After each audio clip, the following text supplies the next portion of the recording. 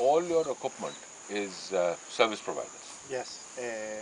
Basically, when you get a farm here in Uruguay, Argentina, or Brazil, everything from sprayers, planting machines, harvesters are service providers. You don't have to invest in machinery or even employees because they bring all their own teams to do the planting, the harvesting, and the sprayers, and even you can outsource pest control if you want.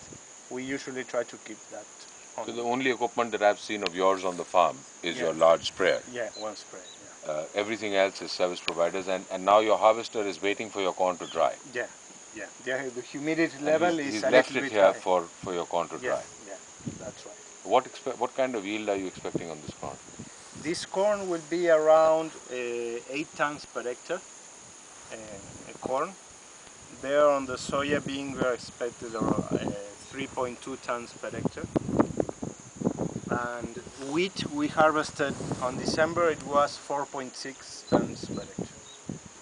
All this is no-till cultivation. No-till cultivation. And you're getting 2 crops a year. 2 crops per year. All rain-fed. Yeah. All of Uruguay is rain-fed agriculture. All is rain-fed. As you see here, all the big space, you can't see a single pump or anything.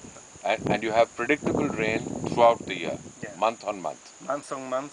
And so there's no monsoon season or so, no rainy season, dry season? No. Every month. Is it predictable by the week or is it predictable by the month?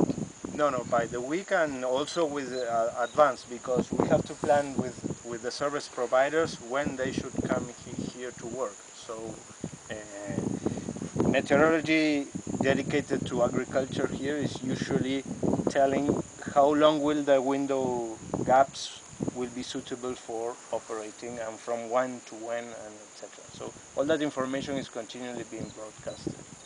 And Uruguay rains 1200 millimeters per year at almost evenly spread 100 millimeters per month. That's the rain. Do you get enough dry period for your harvesting? Yeah. Usually here you have 2-3 days rain and then 6-7 days no rain. So you get a period when you can plan for a harvest. Yeah. What kind of fertilization are you doing? It's all NPK? NPK is the basic, and then urea depends on measurements. And so the NPK you are drilling along with your seed? Together with all the seed. part of your no-till drilling at the time of planting. And you do a top dressing of urea later? And then sometimes urea were used. Depends on what's the conditions of the So what is the frequency of soil testing? Do you test your soils at some frequency? No, usually we do it before we plant crops. Every year? Every year. And what size of plot will you test on? No, we take samples. At what distances will you take samples? Well, that depends on several factors.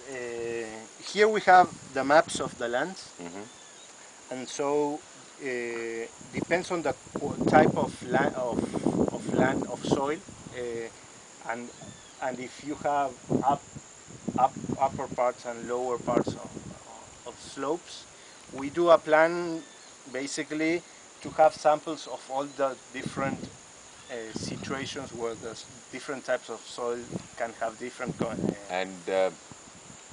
fertilizer, all the fertilizer you're buying is pre-blended. You're not blending anything on farm. No, we're not blending it. It's all pre-blended. It comes bags. Seeds are certified from international companies. Basically, all the big infrastructure of you can find the U.S. is here. Garden service, chemicals, agrochemicals, and fertilizers. And is this corn Roundup ready? Yes. This is Roundup ready. And the beans? The beans, part yes, part no. We have the short cycle one is Roundup ready. So can we walk to the beans? Yeah. How old is this? When did you plant the bean crop? This plot. This bean was planted late January, early February. After we harvested the wheat on this area. There are some other areas that were planted in late December, and those are higher. And also this is a short cycle variety. And is this Roundup ready, you said? Yes. Roundup ready. Yeah. Okay. Soybeans. Yeah, you see, basically this is the wheat This that is your has been last wheat crop, harvested. yeah? Then the glyphosate to kill weeds, and then you plant no-till drill the soya. And as you go into the land, I'm seeing that your soil moisture is pretty good. So you are able to drill with this soil moisture because I'm able to Yeah, given dig my finger in. It's the, not, the rain it looks pattern. dry on the outside, but actually the soil is No, pretty yeah, moist. if you do a hole, Yeah. you will see that. Yeah, it's pretty moist. Yeah, there's moisture below the first. How many years has this land been farmed? Here you have this plot is the third year, Before this? virgin land. So this is just the third year of planting. That area, it has 5 years. That area in front this is the first year. That's the first year of planting on that land. Yeah. And this is typical of Uruguay? Yeah, this is the typical landscape in Uruguay. So typically 1 to 5 years the land has been under the plow. Yeah.